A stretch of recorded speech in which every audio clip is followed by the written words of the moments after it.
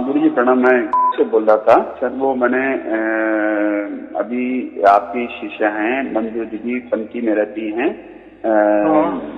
तो उनसे भी बात हुई थी हमारी, क्योंकि इधर सर आपने कहा था कि आप खाली मेरा वो वीडियो सुनते रहिए, तो वीडियो सुन रहा था, लेकिन इधर से तबीयत 20-25 दिन से खराब बहुत हो गई है।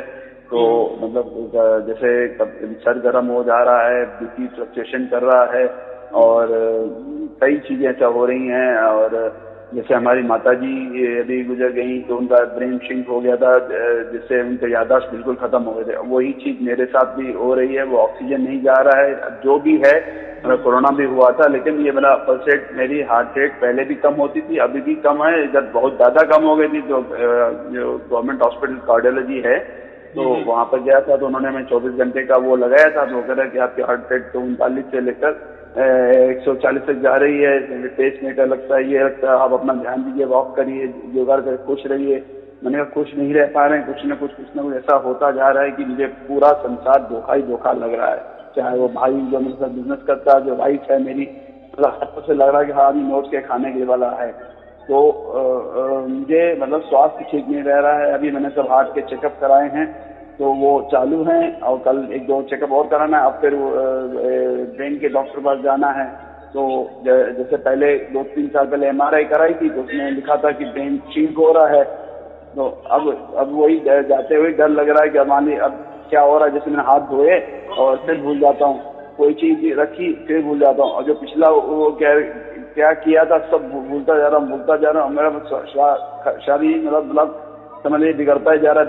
अभी वही मैंने मंजू दीदी से बात की, मैंने कहा आपको क्या अनुभव हो रहा है। उन्होंने कहा मुझे शांति है, जीने की कला आई है। आप मैंने उनसे ये भी कहा कि मुझे रात को नींद नहीं आती है, तो मैं जो साइकेट्रिस्ट ने दवाई ली है, स्ट्रॉन्ग दवाई है, और कभी कभी मैं विस्की भी पी के सोता हूँ और साथ में दवाई ले लेता हूँ। तो दवाइयाँ लेने के बाद इतना नशा होता है कि मैं सुबह 8 बजे तो अपनी वाइफ बुला के अंदर पूरा जगता रहता हूँ, लेकिन पलंग से उठ नहीं पाता हूँ। तो मैंने वही दीदी का, मैंने कहा गुरु जी का एक कैसेट सुना था, मतलब वीडियो सुना था, तो उसमें गुरु जी कह रहे कि 3 बजे उठो और तुम सुनो। मैंने कहा हमने 30 साल पहले गुरु जी किए थे। हमारी गुरु जी की निष्काम सेवी थी, चेन्नई में रहती थी, अभी 90 साल में ब्रह्मलीन हुई है। तो वो भी यही कहती थी कि ब्रह्म को पाना है तो ब्रह्म मुहूर्त में उठो। तो लेकिन हम कभी भी उठ नहीं पाए, क्योंकि हमें नींद की प्रॉब्लम शुरू से रही है। और वो भी निष्काम सन्यासी थी, और बिल्कुल अपना सन्यासी जीवन जी के और वैराग से अपना 90 साल तक उन्होंने शरीर त्यागा। तो अब मुझे ऐसा लग रहा था कि ऐसा कि नहीं अपने गुरु से धोखा कर रहा हूँ, कि दूसरा कुछ सुन के यहाँ अजीब सा मन में समझ लीजिए। मुझे अभी भी मैं पार्क में घूम रहा था, तो वो आपका एक वीडियो सुना जिसमें लेडी कह रही है कि मैंने शाश्वत बात कर लिया, लेकिन इसका अनुभव कैसे हो कि ये परमात्मा है। तो आपने समझाया, लेकिन मतलब मन में ऐसा लग रहा है कि मैं बार बार गुरु चेंज कर रहा हूँ, लेकिन मैं कहीं से भी मुझे शरीर की रिलीफ नहीं मिले। तो मंजू दीदी का गुरु चेंज नहीं कर रहा, कुछ नहीं कर रहा, तुम गुरु जी से डायरेक्ट बात कर लो और अपने डाउट्स पूरा क्लियर रख लो, उनसे आशीर्वाद मांग लो। पहले तो तुम स्वस्थ रहो, उसके बाद की बातें हैं परमात्मा पाना और वो सब चीजें बातें हैं। सबका तुम ध्यान न दो कि तुम 3 बजे उठना, तुम नहीं उठ पाओगे, हमें मालूम है। तुम हमारा नाम भी बता देना और उनसे प्रार्थना कर लेना कि अपना बच्चा समझ के जो भी वो सही समझेंगे वो तुम्हें गाइड कर देंगे। तो गुरु जी प्लीज बुरा न मानिएगा, मैं मतलब इतना कंफ्यूज, जहाँ जा रहा हूँ डॉक्टर कह रहा है डिप्रेशन में, डिप्रेशन की दवाई खा के खाली नशे में पड़ा रह रहा हूँ। तो उसका कोई मतलब, जो भी कोई बोलता है तो मुझे लगता है कि साला धोखेबाज चोगला है भी। दुनिया पूरी ऐसी लग रही है, चाहे वाइफ बोले, चाहे बच्चा बोले, चाहे भाई बोले, दुकान में मेरे साथ है, सब लग रहा है कि धोखा हो रहा है। अभी देखो आपकी हालत तो कुछ करने की नहीं है। और मैं जो अभी आपने मेरे जितने भी वीडियो देखे होंगे, सुने होंगे, तो उसमें मैंने ऐसे कोई भी तौर तरीके बताए नहीं है कि 3 बजे उठ जाओ। वो तो खाली जिसको हमारे अंदर जो आत्मा है उसकी भी आवाज होती है, जैसी परमात्मा की आवाज होती है वैसी हमारे आत्मा की भी आवाज होती है। अगर वो सुननी है तो रात को 3 बजे 5 मिनट के लिए उठ जाओ, बिस्तर पे बैठो, आंख बंद करो और हमारा जो ब्रह्मरंध्र है या दोनों काने के ऊपर एक आवाज सा आता है, वो हमारा आत्मा वाला आवाज होता है। बस एक बार वो आत्मा वाला आवाज जिसने भी सुन लिए तो फिर परमात्मा की आवाज उसकी ओर से आने में कोई भी तकलीफ नहीं होती या वो मार्ग साफ हो जाता है। ऐसा समझो कि जब हम हमारी आत्मा वाली आवाज सुनते हैं तब परमात्मा का मार्ग खुला हो जाता है। फिर परमात्मा की जो आवाज है उसको हम सार शब्द बोलते हैं, वो भी एक धुन सी ही होती है लेकिन वो उसकी तरफ से आती है। और ये जो 3 बजे वाली जो आवाज हम सुनते हैं वो तो हमारे अंदर वाली आवाज है, बराबर, क्योंकि हमारे अंदर तो आत्मा है कि नहीं, लेकिन परमात्मा नहीं। सही है, वो आपकी बात में समझ गया गुरुजी, लेकिन मैं उठ ही नहीं पाता, उतना नशा होता है, तभी मैंने आपसे वो बात उठना नहीं ना। देखो आपको समझ में तो आ गया ना धुन, धुनी तो समझ में आ गई ना कैसी रहती है। नहीं, अभी कभी उठा नहीं हूँ मैं। चलो ठीक है, तो एक दिन तो ट्राई करो ना, 5 मिनट के लिए निकालो ना, एक ही बार करना, एक ही बार। अच्छा, जैसे भी मैं अंदर भी सोता हूँ, पूरे सपने चलते, मुझे लगता है कि मैं जग रहा हूँ, लेकिन गोली का नशा इतना होता है कि मुझे पूरी सेंस खत्म करके और एक तरफ पड़ा रहता हूँ बस। देखो आपको तो सिर्फ उठना है, आप चाहे तो ऐसा करो, आपकी आँख भी मत खोलो, बस ऐसा ही अपने गद्दी पे ये आराम से बैठ जाओ। जी जी जी जी, बराबर। फिर वो एक बार अभी आप आँख भी मत खुलो, फिर देखो ना आवाज कुछ आ रहा है कि एक सन्नाटे जैसा एक आवाज आता है, एक झुंगुर जैसा आवाज आता है, बस वो पकड़ लो। वो क्या है, वो गुरु चाबी है। एक बार अपना आत्मा का आवाज सुना तो फिर परमात्मा का आवाज का मार्ग खुला हो जाता है। आत्मा का आवाज माने एक गुरु चाबी है। तो सबसे पहले अगर हमारे अंदर परमात्मा को प्रकट करना है तो पहले हमें आत्मा की आवाज सुननी ही चाहिए, सुननी ही होती है। ठीक है, मैं आज ही कोशिश करता हूँ। अब जो आज रात तो सोऊंगा, एक बार और 2-4 मिनट के लिए आप भी आशीर्वाद दीजिए कि जिससे मैं उठ सकूं। हिम्मत बस आप ही को करनी है, क्योंकि मैं हिम्मत हार चुका हूँ पूरी। देखो अभी आपने तो आपका तो हौसला तो पूरे तरह से डाल दिए है, बराबर। यानी आपके कहने से आपको तो ऐसा लग रहा है जिंदगी एक प्रकार की आपको एक यही लग रही है ना, डरावनी लग रही है जीवन आपका जीना आपको। तो मुझे लग रहा है मर जाऊंगा, मतलब ऐसा लग रहा है मरने की कगार पे। मेरी माता जी 10 साल बेड पे तड़प तड़प के मरी, वो सब सीन याद आ रहे हैं। मुझे ऐसा लग रहा है कि यही मेरा भी हाल होना। नहीं देखो, और मैंने किसी को बुलाया घर पे, झाड़फूक वाले को, वो कह रहा आपके मकान भारी है, तो उस मकान में जो भी रहेगा सब बीमार होते ही जाएंगे। हमारे पिताजी भी बीमार होके गए, अब मुझे लग रहा है कि मेरा नंबर है, तो मैं इलाज तो करा रहा हूँ, लेकिन सफलता नहीं मिल पा रही। तभी मंदिर जी ने कहा आप गुरु जी आशीर्वाद लीजिए, पहले अभी आपने 1,00,000% की बात की। अभी कुछ भी डरने की बात नहीं। आपने मुझे फोन कर दिए ना, या नहीं भी करे होते, मेरे प्रवचन भी सुने तो बहुत हो गया। मैं तो बहुत सारा ऐसा भी कहता हूँ कि धुन के पीछे भी मत पड़ो, ना जाए। आपको अगर नहीं करना है तो 3 बजे भी मत उठो, कोई जरूरत नहीं, बस प्रवचन सुनते जाओ, प्रवचन सुनते जाओ। इससे क्या होने वाला है, और वो जो परमात्मा का आवाज है ना, आप बुरा ना मानिएगा। ऐसा मुझे लगता है कि जैसा आप कहते हो ये इन्होंने गलत किया, ये ओम, और ये जबकि हम लोग शुरू से, आज मेरी उम्र 55 साल की है, कि शुरू से मैं सुनता आ रहा हूँ कि ओम ही परमात्मा की धुन है।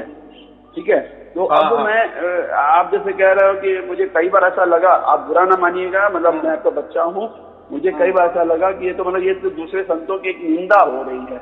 जैसे आपसे मतलब वो आपसे जब से साझा बात कर रहे हैं, तो मुझे लग रहा था कि कोई दूसरे संतों की निंदा कर, जैसे हमारे गुरु परम, मतलब इतना उनकी कमी नहीं थी, कमी हम लोगों में थी जो हम लोग उनको प्रॉपर तरीके से फॉलो अप नहीं कर पाए। लेकिन खैर अब वो ब्रह्मलीन हो गए। देखो ऐसा नहीं होता, जैसे देखो हम स्कूल में जाते हैं तो देखो स्कूल तो बहुत सारे होते हैं ना, लेकिन उनकी जो एग्जाम होती है, बोर्ड की एग्जाम, वो तो एक ही होती है ना। जी जी जी, ऐसा तो कोई बोर्ड कहता नहीं कि हमारे बनाए हुए स्कूल में ही आप दाखिला करो, और बोर्ड की तो कोई स्कूल भी नहीं होती, वो तो सिर्फ एग्जाम लेते हैं। और फिर ऐसा है कि फिर हजारों स्कूल होते हैं, हजारों स्कूल में पढ़ाया जाता है, लेकिन अंतिम निर्णय जो होता है, रिजल्ट बोर्ड के पास जाना ही पड़ता है। वो तो बोर्ड सबके लिए एक होता है। तो हमने कितने भी स्कूल बदले तो उससे कोई ये डिस्टर्ब नहीं होता। तो ऐसा ही हमने कितने भी गुरु किए, लेकिन जब तक हमारा जो मकसद है परमात्मा पाना, जो मनुष्य जीवन का मकसद परमात्मा पाना, वो अगर हमें नहीं मिल रहा है तो फिर वो गुरु भी क्या काम का। गुरु का मतलब जो ऐसा होता है कि जो गुरु हमें परमात्मा मिला ही देने वाला होता है, उसको हम गुरु कहते हैं। लेकिन आजकल कोई गुरु परमात्मा के बारे में जानकारी देते हैं, दिया हुआ है, देखो ना, वो भी एक जानकारी हुई ना, आपको नाम दाम दे दिए, कोई तुम्हें नाम दे दिए, कोई मंत्र दे दिए। हाँ, मंत्र दिया। जैसे मैं उनकी फोटो रख के आधा पौन घंटा बैठता हूँ ध्यान में, देखो मैं आनंद बहुत आता है, लेकिन मतलब पूर्णता नहीं आती। मतलब वहाँ आनंद आता है, मुझे कई बार प्रकाश भी दिखता है, कई चीजें मतलब होती हैं, मुझे लगता है कि मैं अब सही रास्ते पे जा रहा हूँ। नहीं, वो जो है ना, वो एक प्रकार का जैसा सपना हम देखते हैं ना, वैसा ही होता है। कोई भी जो भी गुरु नाम वगैरह देता है ना, तो परमात्मा ये नाम के परे है, ये मंत्रों के परे है, ये साधना के परे है, ये ध्यान के परे है परमात्मा। तीनों में परमात्मा ने, क्योंकि परमात्मा स्वयंभू है और वो स्वयंभू से ही प्रकट होता है, यानी उसकी मर्जी से ही प्रकट होता है, इसलिए उसको स्वयंभू कहते हैं, ना कि हमारे मंत्र से। फिर तो मंत्र से अगर परमात्मा मिल गया तो मंत्र बड़े हो गए, या कोई ध्यान साधना से परमात्मा मिल गया तो फिर ध्यान साधना बड़ी हो गई परमात्मा से। तो ये बातें नहीं है, ये सब बकवास बातें हैं। तो चलो जान दो, इसमें नहीं जाना। देखो जैसी गुरु गद्दी होती है, परंपरा होती है, वैसे उस रास्ते पे वो लोगों को लेके जाते हैं। चलो ठीक है, कोई बात नहीं, हमने डॉक्टर किए, लेकिन अगर हमें आराम ही नहीं गिर रहा है, पड़ रहा है, तो हमें दूसरा डॉक्टर बदलने के सिवाय और क्या चारा है।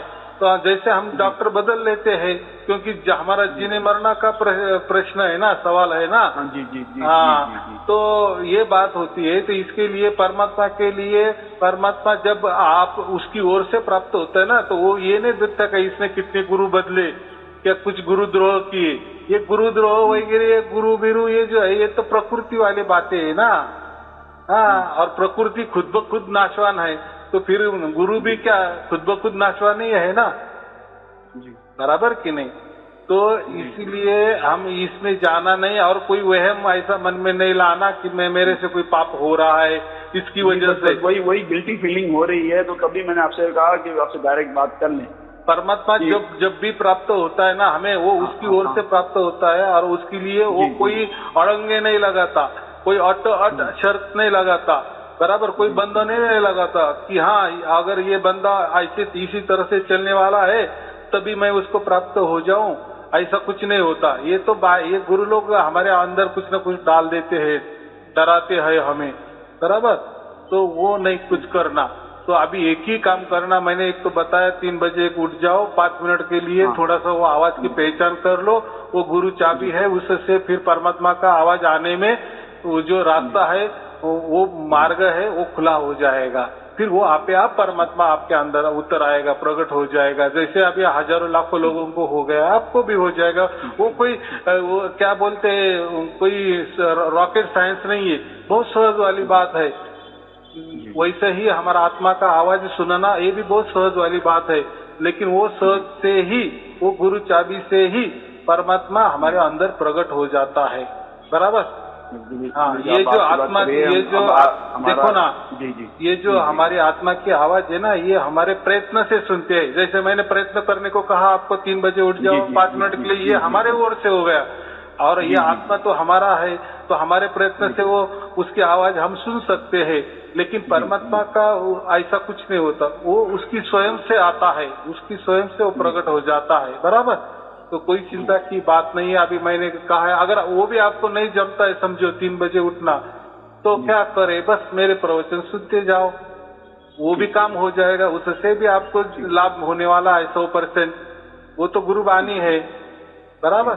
हाँ, तो कोई वहम मन में नहीं लाना कि मैं ऐसा हूँ या मुझे कोई पाप होता नहीं हो रहा है। नहीं, मतलब एक्चुअली मैंने जैसे कैसेट कई सुने, तो उसमें कुछ वो कोई सत्संग टाइप का नहीं आता है। मतलब उसमें तो केवल ये है कि ये ना करो, वो ना करो, और मतलब कई लोग अपना अनुभव बता रहे हैं और मतलब देखो ये जो है ना प्रश्न उत्तरी जो हम कहते हैं ना, हाँ प्रश्न उत्तर, हाँ एक्चुअली ये सवाल जवाब नहीं है। वो जो हमारे उपनिषद है ना, जो वेदांत हम उसको कहते हैं।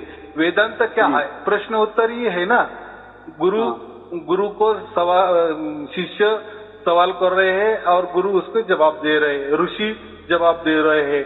तो ऐसा ही ये, ऐसा समझो ये अभी डिजिटल उपनिषद है। मेरा जो है ना ये जो सभी प्रवचन ये डिजिटल प्लेटफॉर्म वाले उपनिषद है, बराबर।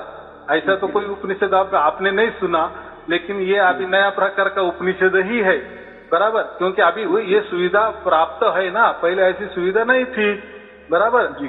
तो अभी देखो जो भी लोग मुझे से पूरे दुनिया में से, फिर अमेरिका हो, कनाडा हो, नेपाल हो, या जो भी जितने भी देश है 400-500, वहां से मुझे जो फोन करते हैं तो घर बैठे मुझे फोन करते हैं ना, कहीं जाना नहीं, कहीं आना नहीं, कहीं खर्चा नहीं, बराबर कि नहीं। तो देखो परमात्मा ने कितनी सुविधा अब ये घोर कलयुग में हमें दे दी है। तो उसका उद्देश्य क्या है कि मेरे बच्चे मेरे से मिलने चाहिए, जल्दी से जल्दी मिलने चाहिए, इसी वास्ते ये सुविधा उसने किया है। ऐसा समझ के चलना, बराबर, तो हो जाएगा, सब कुछ हो जाएगा। बस आप उतने प्रवचन ही सुनते चलो।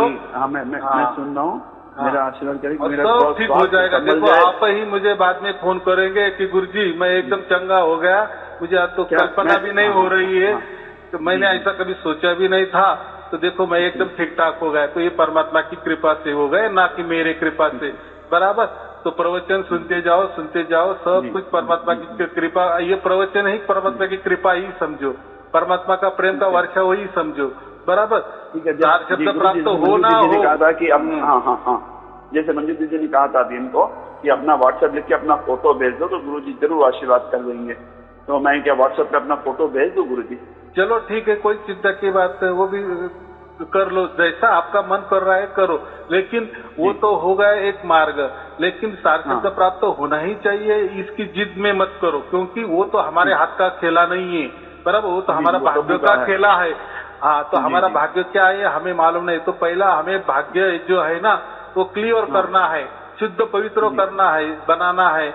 उसके लिए क्या है, बस प्रवचन सुनते जाना, बस। फिर कब वो हमारा भाग्य शुद्ध पवित्र बन जाएगा और आपे आप हमें वो धुन भी सुनाई देने लगेगी। लेकिन धुन सुनाई नहीं देना इसका मतलब हम कोई गलत कर रहे हैं या गलत रास्ते जा रहे हैं, ऐसा नहीं होता है। बस प्रवचन सुनते भी आपका कुछ भी हो गया ना, बस आपको मोक्ष मिल ही गया समझो। ये तो खासियत है, ये तो खासियत है ये कलियुग की, घोर कलियुग की, बराबर। चलो ठीक है, फिर शुभ आशीर्वाद। सत साहिब जी, सत साहिब जी, सत साहिब जी। अच्छा।